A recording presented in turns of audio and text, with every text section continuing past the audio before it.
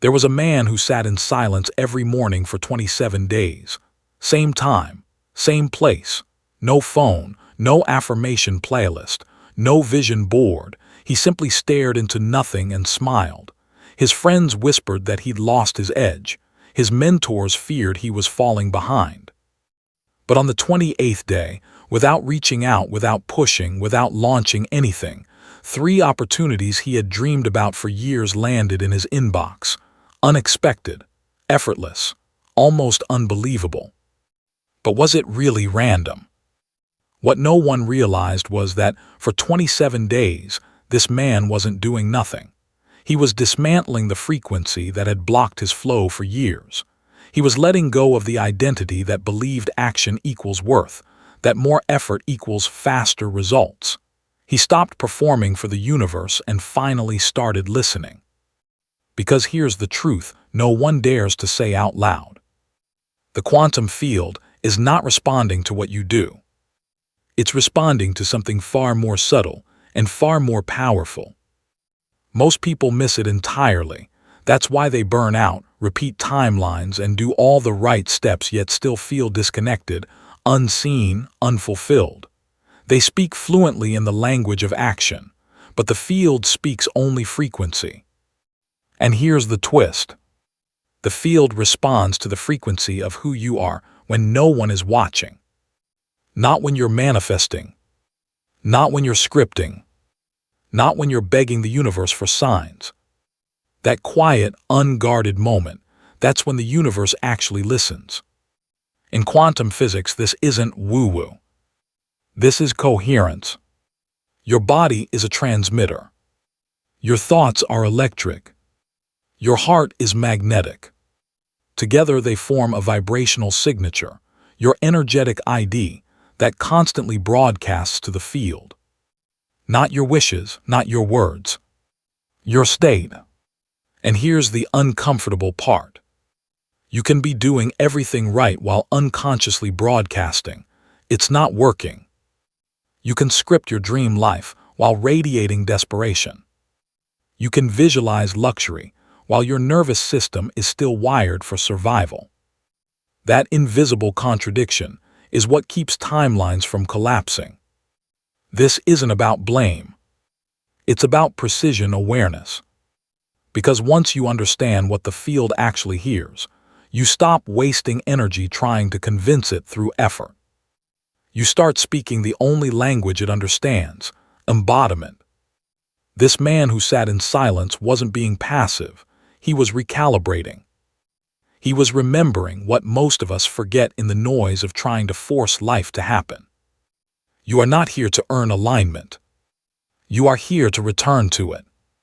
And that return cannot be faked, it must be felt. The irony is that most people try to manifest using a language the field doesn't understand. They use words, strategies, rituals, hustle, logic. But the field isn't logical, it's vibrational. It doesn't respond to what you do. It responds to the energy you're doing it from. So let me ask you something. If you stopped all external effort today, would your energy still be magnetic enough to pull your future toward you? That question is the doorway to this entire journey. Because this isn't about doing nothing. It's about becoming someone who no longer vibrates from lack. Someone who doesn't perform for manifestation. Someone who isn't asking the field to deliver, but is embodying the version of self the field cannot ignore. By the end of this journey, you won't wonder why certain things haven't shown up. You'll know exactly what signal you've been broadcasting and how to shift it from static into symphony. But first, we have to go deeper. In the next part, we'll reveal why even deeply spiritual people struggle to collapse timelines. You'll learn the quantum miscommunication between your intentions and your field, and how to realign not through effort, but through emotional congruence. Because the field is listening. Just not to what you thought. You felt it before, the moment when everything looks perfect on the outside. You're productive, organized, optimistic, yet something inside feels off. A quiet resistance, a subtle tension, a part of you that simply doesn't believe. That is the moment the quantum field truly tunes in. Not to your words, not to your plans, but to the energy transmitted from your body, unconscious, visceral, undeniable. This is where reality either makes sense or falls apart. Most people think the universe is like a parent, rewarding hard work, discipline, obedience. But the quantum field is not parental. It is not moral. It is mathematical. It reflects coherence. It mirrors resonance. It responds to the signal, not the strategy. And that signal is always now. In neuroscience and quantum biology, this is called state-dependent encoding. Your body stores memories, expectations, and energetic patterns based on the emotional frequencies you repeat. Means even if you're visualizing abundance, if you're emotionally rehearsing scarcity, the field will echo scarcity back, not to punish you, but to mirror you. Let's simplify it. Imagine you walk into a room with a tuning fork vibrating at 432 Hz.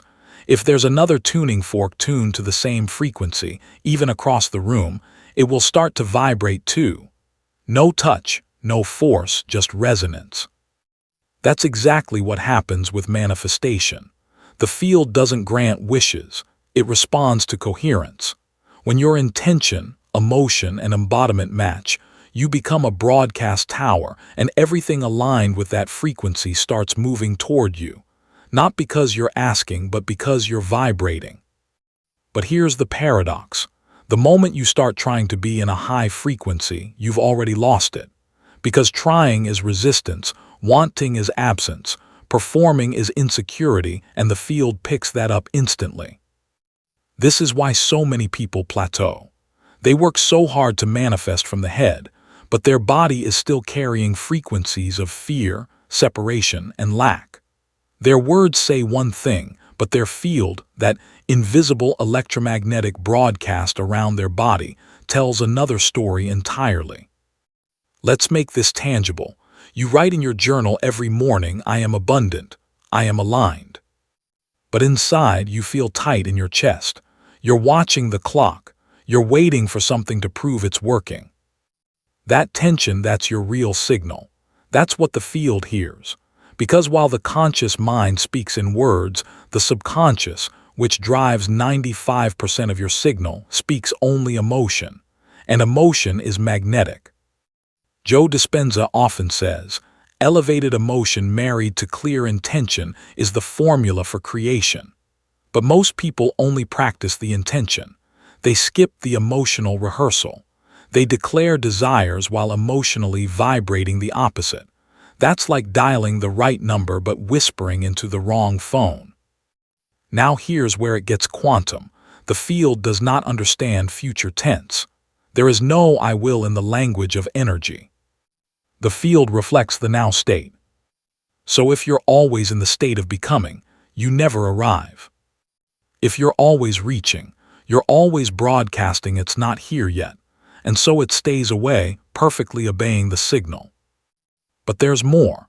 Many people unconsciously use manifestation as a performance for safety. They don't believe they're worthy without achieving, so they chase results to feel okay, not realizing that very chase radiates lack. That's the trap. The quantum field doesn't respond to your effort. It responds to your energetic posture. And if your posture is built on trying, grasping, or earning, you push it further away. So what's the solution? Shift from performer to broadcaster. Stop proving. Start transmitting. Stop acting as if. Start embodying as is. Because the most powerful manifester is not the one who knows the most tools, but the one who needs the fewest. Why? Because their frequency speaks louder than their actions. Their coherence collapses timelines, and the universe can't help but respond. In the next part, we'll explore what identity has to do with all of this. You'll see how your self-concept, the emotional blueprint you carry, is actually the code the field responds to most. and you'll begin to gently dissolve the identity that keeps broadcasting struggle, even when your intentions are pure. Because once you change the signal, the field has no choice but to echo it. There's a question most people never stop to ask. Who are you before you start manifesting? Not what you want, not what you're visualizing, but who you've unconsciously decided you are. That identity, subtle, often invisible, is the source code the quantum field responds to. Not your dreams, not your affirmations, but the energetic assumption of self you carry into every room, every ritual, every breath. This is where manifestation becomes less about magic and more about energetic architecture. Because your frequency isn't built in your vision board sessions. It's built in your nervous system, in the stories you repeat, in the emotional cycles you rehearse, in the way you expect life to respond to you even before it does. That's what we call your vibrational identity, and it's more powerful than any technique. Let me show you how this works. You can wake up at 5:00 a.m., light candles, meditate for 45 minutes, and repeat "I am abundant" 108 times. But if your body still carries the identity of someone who was rejected, who had to hustle for love, who never felt safe being seen, your signal will be coded with contraction, not coherence. You'll be doing everything from the identity of someone still trying to become, not someone who already is. This is the silent saboteur of manifestation, an identity wired for effort trying to speak the language of ease. And the field, which only hears vibration, can't translate that contradiction. It reflects your being, not your doing. So what forms this identity? From a quantum perspective, identity is not just psychological, it's vibrational.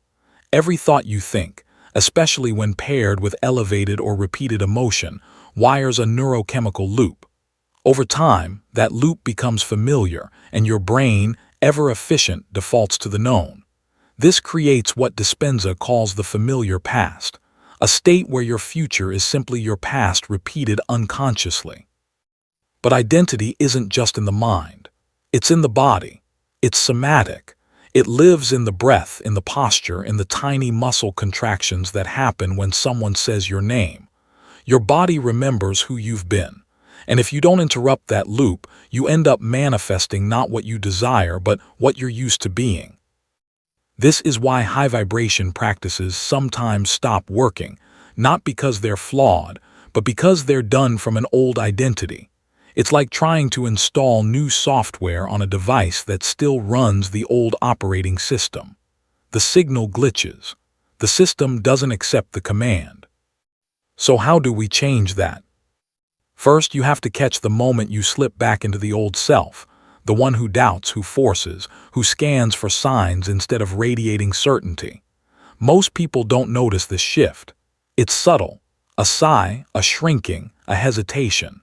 These micro-expressions are signals, clues that you've re-entered an identity the field can no longer support. Because here's the paradox. Your new timeline can't attach to your old self. And the quantum field knows that. That's why it resists delivering new outcomes to those still embodying expired identities. It's not punishment, it's preservation. The field protects coherence. So what's the solution? You don't change identity by forcing new beliefs. You become someone new by embodying a new frequency consistently until it's no longer an act. This isn't faking, this is vibrational rehearsal. You act as if until it becomes as is. Start small, sit in stillness not to attract but to observe. Feel the version of you who no longer chases. Breathe with them, walk like them. Ask, what would I no longer do if I truly believed I already was who I say I am? And then do less of that. Your new identity is not a costume. It's not a vibe. It's not a Pinterest board. It's a frequency. And when your thoughts, emotions, and actions align with that frequency, you stop asking for confirmation. You become the confirmation. You stop seeking the sign. You are the sign. In the next part, we'll introduce a simple but profound practice that rewires this identity gently and effectively. A daily ritual that doesn't require hours, props, or performance, just presence. You'll learn how to transmit a clean signal from the core of your being, because the quantum field doesn't need you to convince it. It needs you to become coherent enough that it has no choice but to reflect what you already are. And when that shift happens, everything begins to organize around you naturally, effortlessly, instantly. There's a moment, quiet and almost imperceptible, when the shift begins. You're no longer doing the ritual to get something. You're not saying the affirmation to prove you believe. You're simply being, not acting as if, just allowing yourself to embody what's already available in the field. That's the sweet spot where the quantum field responds before you even realize you've changed. And it doesn't take hours. It doesn't require a script. It starts with one transmission, clean, honest, and emotionally congruent. We call it the coherence pulse. And it's a 90-second practice that realigns your identity signal to match your chosen timeline. Here's how it works. You wake up. Before you reach for your phone, before you scroll, before you consume the past through messages or headlines, you sit. Eyes open or closed, it doesn't matter. What matters is this. You transmit before you receive. Take a deep breath in. On the exhale, imagine your chest expanding not just with air but with signal. You're not just breathing, you're sending. Now choose 3 words. Not affirmations but frequencies you want to live from. Not things you want to have but states you choose to be. For example, certain, open, magnetic, or peaceful, worthy, complete. Whisper them, feel them, let your body match them. Then imagine those frequencies radiating outward like a pulse, not in a begging way, not in a hopeful way, but in a knowing way. You're not asking, you're not convincing, you're simply stating. This is who I am today. This is the signal I'm sending. This is the version of me the field will meet. And here's where the shift happens. Most people finish a ritual and go back to being their old self. They perform alignment and then default to contraction. But with this pulse, you anchor a new identity before the world tells you who you are. You set the tone. You transmit the code. And what follows is subtle but real. Your posture changes. Your breath slows. Your decisions become clearer. You say no without guilt. You say yes without fear because you're not responding to the old field anymore, the one built by your past frequency. You're now walking in a field that you created, moment by moment. And you didn't chase it. You became the signal it couldn't ignore. That's the real magic. So here's your invitation. Do this for 7 days every morning. Before anyone else's energy touches yours, let this be your broadcast. And to anchor it even deeper, right now, right here, let's mark this moment together. Let your future self know the signal has changed. Comment below, I am the signal. What happens next? Not because you're trying to manifest faster, but because you finally understand the field never needed your effort. It needed your coherence.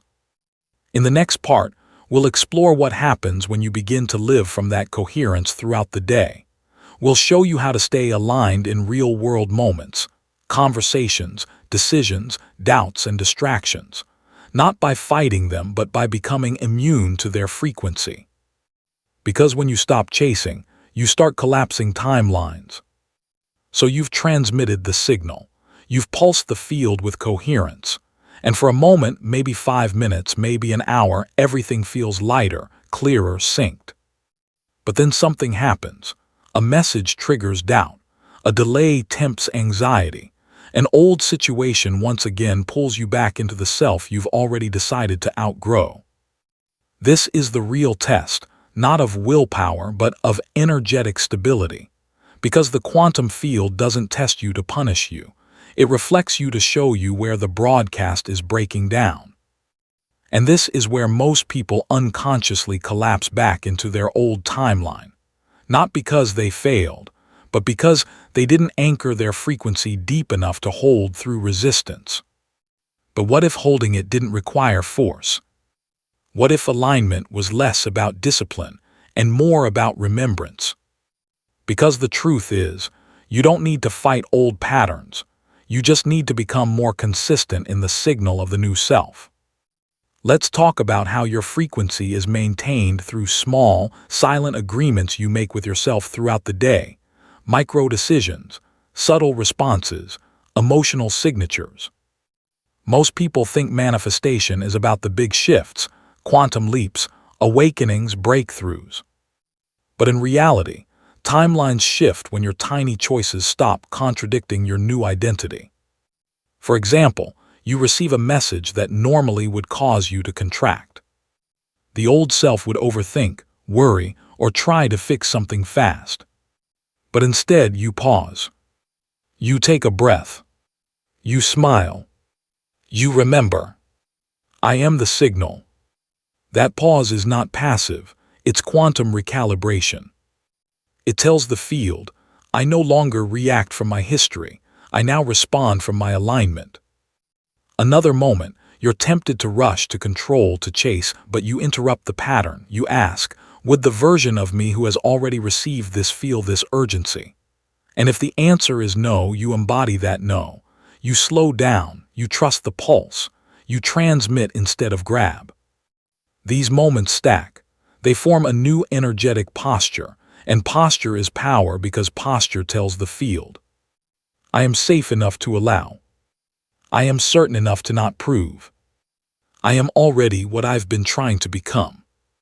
And that's when timelines accelerate. Now let's add one more layer. To maintain coherence throughout the day, your environment must become a mirror of your frequency, not a test of it. That doesn't mean isolating yourself or avoiding contrast. It means curating the spaces, people, and inputs that reinforce your chosen state. Ask yourself, what music supports the version of me I'm embodying? What scent, what texture, what light reminds me I am safe in the now? Who are the 3 people in my orbit that speak to the future me, not the past one? Even more subtle, what thoughts will I no longer entertain? Not because they're bad, but because they no longer belong to this signal. This is energetic hygiene. It's frequency stewardship. It's not obsessive, it's intentional. And if you ever feel yourself slipping, you return to the breath. Not to calm down, but to broadcast. You say your 3 words. You pulse again. You become the broadcaster again. Because here's the truth. You're not trying to stay in a high vibration. You're practicing being unavailable for anything else. And over time, it's no longer a practice. It's your baseline. You become emotionally immune to chaos. Not numb, but anchored. Not robotic, but sovereign. And the field starts bending. It organizes, it arranges, it delivers. Not because you pushed harder, but because you stayed still when you used to flinch. You stayed open when you used to brace. You stayed certain when you used to question. That's what changes timelines. In the final part, we'll bring this full circle. You'll see how surrender is not weakness. It's the final phase of transmission. You'll learn the paradox of effortless manifestation and why once you stop needing the result, it starts needing you. And now we arrive at the final truth. The moment when all the techniques, rituals, and alignments dissolve into something quieter, something simpler, something more powerful than anything you could have forced or performed. Because manifestation at the quantum level doesn't happen when you perfect the practice. It happens when you forget the need for the outcome, when your frequency becomes so whole, so magnetic, so internally aligned that the field has no choice but to match you, not as reward but as reflection. This is where surrender begins, and not the kind of surrender people misunderstand, where you give up, lower your standards, or let go out of exhaustion. No, real surrender is a vibrational decision. It's when your being is so congruent with your intention that you no longer monitor the timeline. You no longer scan the field for results. You no longer beg the universe to prove it's listening, because you're no longer separate from what you've asked for. Surrender in this space is not giving up. It's giving in to the now. It's leaning back into trust while still walking in precision. It's soft eyes with a sharp spirit. It's calm action with zero tension. And here's the irony. It's when you no longer need the thing that the thing begins looking for you. Why? Because the field responds to freedom, not the freedom to escape effort, but the freedom from attachment. When you are no longer energetically tangled in when, how, or why not yet, your frequency becomes clear, potent, inevitable. This is what Neville Goddard called living in the wish fulfilled. Not waiting, not hopping, not chasing, but being the version of you who no longer asks for the desire. Because you've already become the vibration of it. And in that state, time collapses. Synchronicities lock into place. Doors open. Messages arrive. Opportunities reappear. Ideas rush through you. And none of it feels like effort because it was. You didn't do more. You became more. That is the difference between performance and power. Between force and flow. Between trying and transmitting. So as you step away from this video, I don't want you to stack another ritual onto your life. I want you to remove the noise. I want you to exhale. I want you to remember that what's meant for you doesn't need to be convinced. It only needs a coherent you. Let today be the moment you stop using your energy to get somewhere and begin using your energy to become someone. The version of you who no longer performs for the field, but speaks its language effortlessly. And when that happens, everything you've imagined begins to orbit you. Not because you pursued it, but because you finally aligned with the truth. You were it all along. If something inside you shifted today, if something resonated, stirred, or helped you remember the power at your core, then you're already in the transition. And you're not doing it alone. This isn't just a video. It's a frequency. A field where science meets soul. Where coherence strengthens in community. So if this vibration mirrors your, subscribe. Not for more content, but because this is a movement, and you are already part of it.